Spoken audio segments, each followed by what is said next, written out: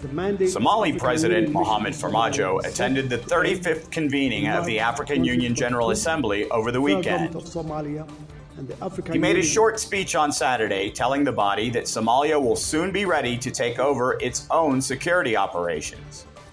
Our pace of progress in delivering security and stability in Somalia in recent years, with support from our African brothers and sisters, whom I pay tribute to for their sacrifices and selflessness, has meant that Somalia has succeeded to build up its capacity to assume full security responsibility independently by December 2023. African Union peacekeepers have been operating in Somalia for over 14 years. There was some disagreement on how to continue operations through the end of last year.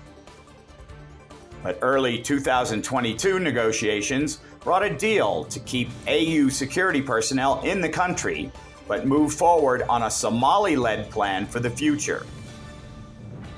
Federal government of Somalia, jointly with the Political Affairs, Peace and Security Department of African Union, agreed on the 21st January that the new mission shall be called African Union Transition Mission in Somalia, ATMIS. Somalia with African Union shall present the documents of the new African Union Transition Mission in Somalia to the Peace and Security Council by the end of this month. Farmaajo called on partners to help Somalia put maximum focus on eliminating the Al-Shabaab terrorist threat. Al-Shabaab is an enemy of stability on the African continent.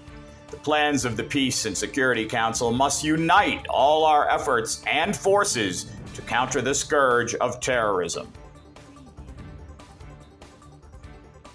The Somali president visited with his Ethiopian counterpart, Prime Minister Abiy Ahmed, on the sidelines of the conference. They reportedly spoke about strengthening political, economic, and security ties. Ethiopia contributes to the African Union peacekeeping contingent. They also supply troops that answer to the president's office, although the number of forces in Somalia is unclear since the ongoing conflict in Tigray. Ahmed addressed the assembly during the opening session keynote addresses on Saturday.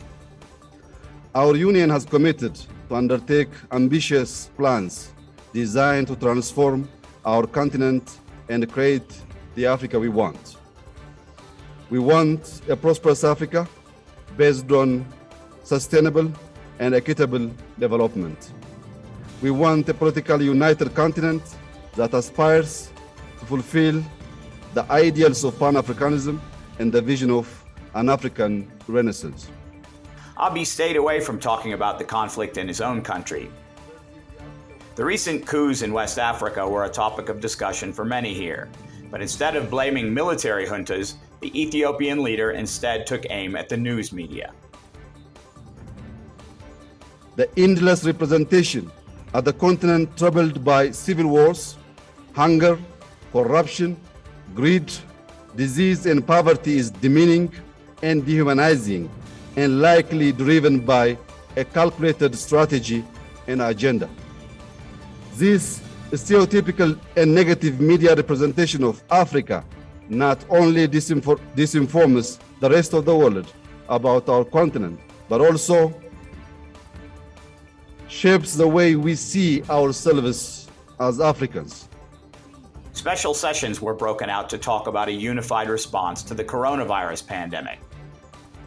A document on dealing with health issues is expected from a committee at a future date. ADN TV will continue to report on political developments throughout Africa.